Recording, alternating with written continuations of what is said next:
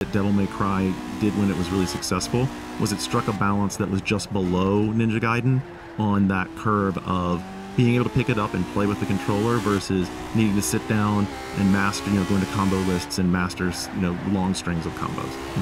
And I feel like they didn't get that piece. I feel like they didn't get the spirit piece.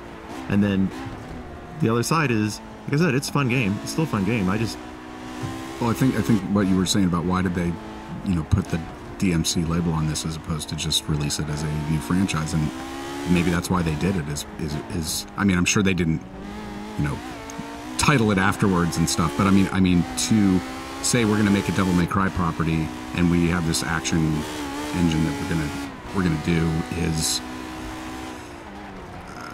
I don't know. That you can sell titles that way. I mean, there's a legacy audience there, right? And no, I agree. Reinventing the wheel is not necessarily. I mean, you may reinvent the presentation and stuff, and you may make it more accessible, which I'm sure is what they would say that they were trying to do. But it doesn't sound like it. And I think it's ugly. I mean, it's Unreal Engine, but I just there's a lot of filter effects happening and a lot of strange. Sort of psychedelic stuff going on in level to level. It looks well. So really one of the different. cool parts of the game is that the game takes place in a near future sort of world, and then you get pulled into limbo that overlays the existing landscape. That part that's pretty dope. I like that. And it's always and not always, but it's often changing as you're going through the level. Where stuff is, and that part's really cool. And then whole sections of the level are. But at other times, moving. I swear there were entire sections of levels that I felt like I was on the Gears of War backlog.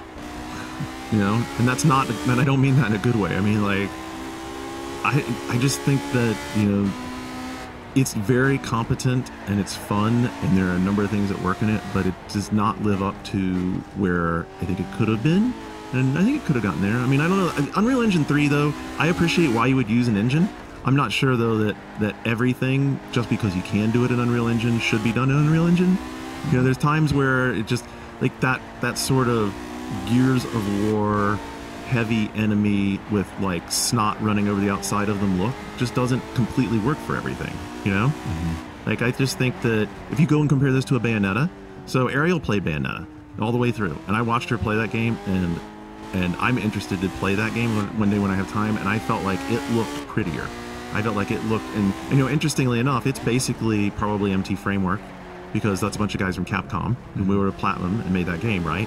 And I just think, though, still that game animated better. I think that the character designs were more interesting and more intricate. I think one of the things that really falls off here is that, you're looking at these characters and the enemy designs, and there's not much low level or high level detail to them, right? It's like they have interesting costuming, but there's not that next final layer. It's like they could use one more pass of creative, one more pass of someone coming along and going, well, so why does this monster have a chain around his neck, and what's it connected to, and how does that look? Is there any cohesiveness throughout? Like so Bayonetta, for example, has all these themed enemies around. They're all even named after certain verses of scripture or whatever when they first appeared. Is there any sort of through line for the enemies? Yeah, there's some names. So there are some named enemies, and then there's also some progression to them. This is like this other enemy you fought, but it's a little more badass, and this one's like this other enemy you fought, but it's a little more badass. So it's like maybe flying enemy with shield, that's color coded. So it's more like the design feels sort of uninspired more so than they're not. Yeah. There's been some crazy positive reviews of this game, though. I know. I fully respect everyone to have their opinion about it. I think that one thing that the high reviews reflect is the one question I want to build on is, like, what's the future for these action games? And I think that the high reviews for DMC shows that there's a lot of pent up demand. Like, there's a lot of people who are really looking forward to this sort of game because it's fun. It is fun. It's fun to get in there, and it's not like some dreary, sand-colored militaristic shooter. It's not.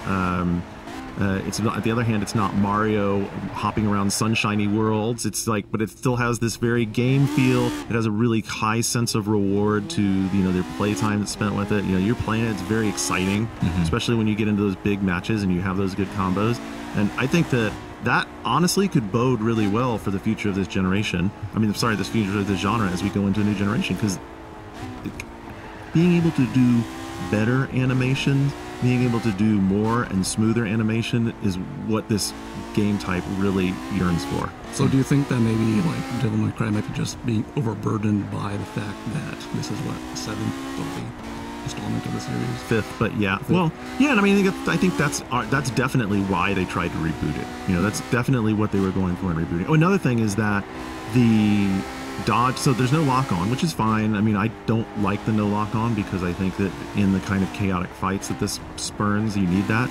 They also put camera control on you. There's no attempt to, it makes you really respect. Every time you've ever, I mean, I've known this before, every time I've ever, though, played a third-person game that had a controlled camera where the designer put the time to control the camera, I've always thought to myself, man, they must really put a lot of work in these cameras, and I've heard that before. And then you play a game like this where there's no camera control and you're having to control it all yourself, and you're like, man, it is really nice to have an assisted camera, the one that works. And then the other thing is, like, they put clipping control into the camera. So by that I mean that when you come up next to a wall and the camera would swing behind you because you're trying to move it, if it hits a clipping surface so the camera can't go through a wall, then you lose control of the camera. So you'll be trying to fight sometimes in confined spaces and you've gotten accustomed to moving the camera, but now you can't move the camera, so you're suddenly moving the wrong direction. That's annoying. And then the dodge system is, their animation system doesn't allow you to bust out of many of the attack animations, especially the higher level ones, and dodge. So you oftentimes will get caught in attack routines where you'll be like, oh shit, now I see this enemy that I know his attack routine and he's launched his, I want to dodge out of it, but you can't dodge out of it because you can't break the animation that you're in. I had the pleasure of working on a third-person camera for a third-person action game. And I feel sorry for anyone who's worked with that. It is More affirmation of that. Yeah. It is impossible to make a good. Well, it's an incredibly difficult problem. I've yet to see a game that completely nails that one aspect, like the camera, third-person action game. What was your role in? You were just trying to construct that system. Yeah. So at Pandemic